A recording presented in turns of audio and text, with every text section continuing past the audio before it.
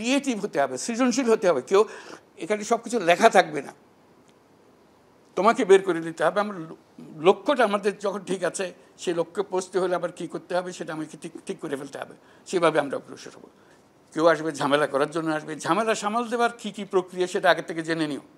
নিজেরা বসে পরামর্শ করে, সলা পরামর্শ করে কে কীভাবে হ্যান্ডেল করবে, এখান থেকে অনেক নির্দেশিকা যাবে, সেটা বোঝার চেষ্টা করো যাতে করে তাদের সঙ্গে ব্যবহার ঠিক হয়। অথবা কেউ যদি ঝামেলা করার চেষ্টা করে, নাম দেবে পর্যবেক্ষক, কিন্তু আসলে উদ্দেশ্য হলো একটা ঝামেলা পাকানো, এটা নিউজ সৃষ্টি করা।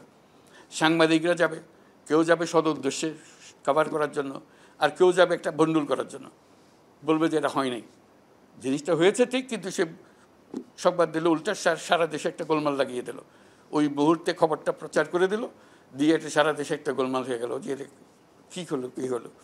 ওই রকম যেন না হয় সেটার দিকে নজর রাখা, কারণ নানা জনের নানা মতলব থাকবে, এটার জন্য সতর্ক থাকতে হবে যাতে সুন্দরভাবে হয়।